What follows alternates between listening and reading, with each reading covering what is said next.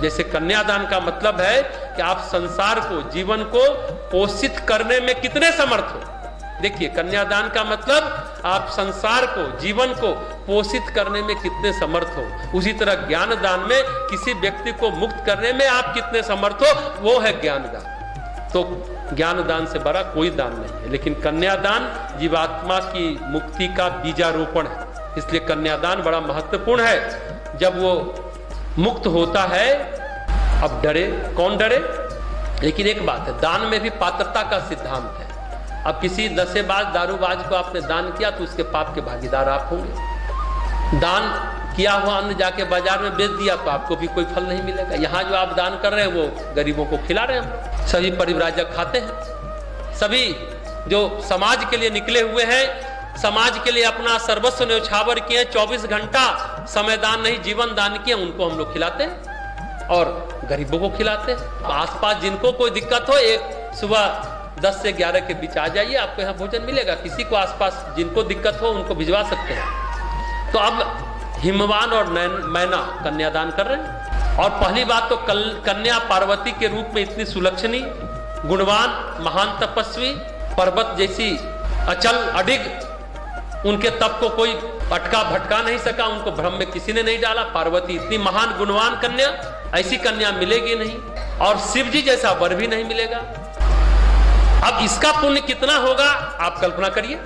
जगत जननी आपको सौभाग्य दे रही है कि आप उसका कन्यादान करो, हिमवान और मैना को, और साक्षात जगत पिता उसको ग्रहण कर रहे हो। इसका पुण्य कितना होगा हिमवान को आप समझ सकते हैं। अब हो गया कि हिमालय और मैना तो तत्काल मोक्ष पा जाएगी, कन्यादान करेगी और मुक्ति को प्राप्त होगी। अब देवताओं के पेट में दर्द हुआ, ऋषि मुनि भी घबराए कि हिमालय है तो धरती का संतुलन बरकरार है, हिमालय अगर मुक्त हो गया तो धरती का संतुलन रहेगा कैसे। सभी घबरा गए। धरती पर देवगण और मनुष्यगण का संपर्क होता है ना, यज्ञ करते हैं ना, देवताओं से संपर्क करते हैं, देवताओं का आवाहन करते हैं। अब सब सोच रहे कि ऋषियों का को आश्रय कौन देगा।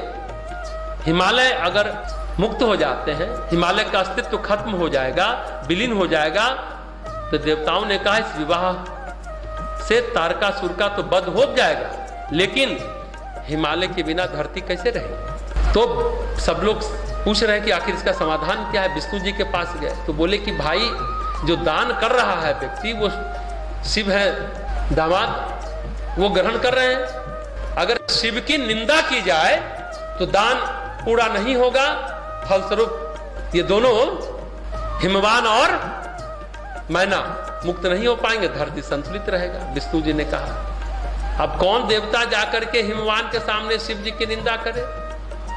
शिव निंदा यानी घनघोर पाप, घनघोर पातक लगेगा। देवता अगर करते हैं तो देव पद से च्युत हो जाएंगे, देव पद से नीचे गिर जाएंगे। कोई व्यक्ति तैयार नहीं हुआ, फिर क्या हुआ, सब देवता चले शिव जी को ही कहते, वही समाधान निकालेंगे। बोले अच्छा ऐसी बात है, चलो हम अपनी ही निंदा हिमवान के पास कर देते, भोले भंडारी है, भोले बाबा है। भगवान शिव हिमालय के पास गए साधु का वेश बनाकर और अपनी निंदा जितना हो सकता है भरपेट करने लगे।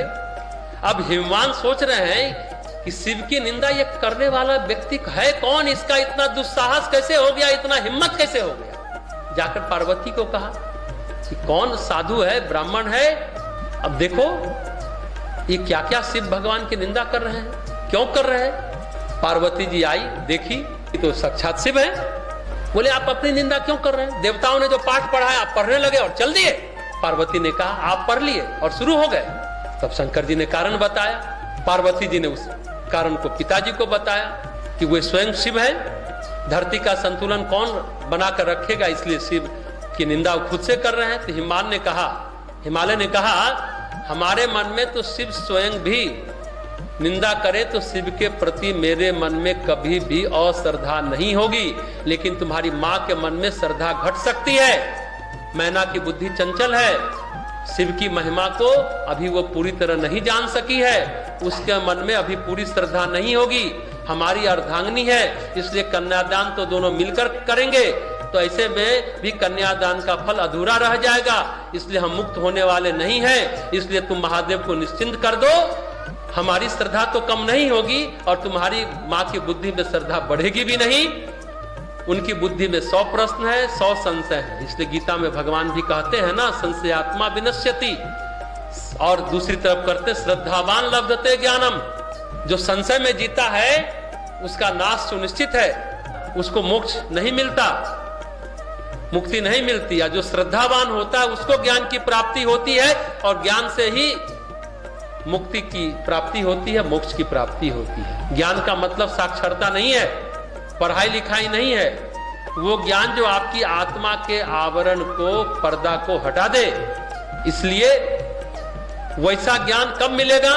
जब आप श्रद्धावान लब्धते ज्ञानम, समझे ना।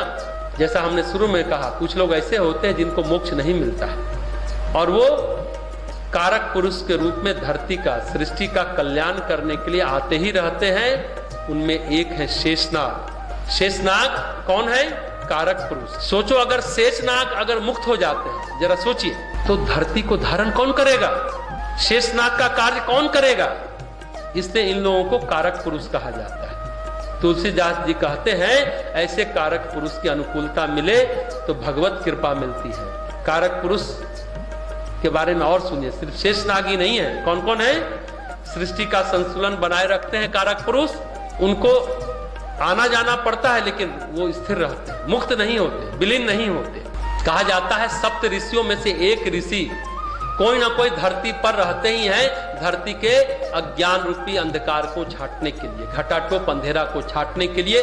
सप्त ऋषियों में से एक ऋषि हर एक युग में, हर एक समय में रहते हैं। धरती पर गंगा, हिमालय, शेषनाग, सप्त ऋषि जो कोई ना कोई रहेंगे, जो सृष्टि तब स्थिर रहेगी, कायम रहेगी। इसलिए कहते हैं कि जब धरती से गंगा चली जाएगी, विलीन हो जाएगी, तो धरती समाप्त हो जाएगा। गंगा सूख रही है पर्यावरण प्रदूषण के कारण।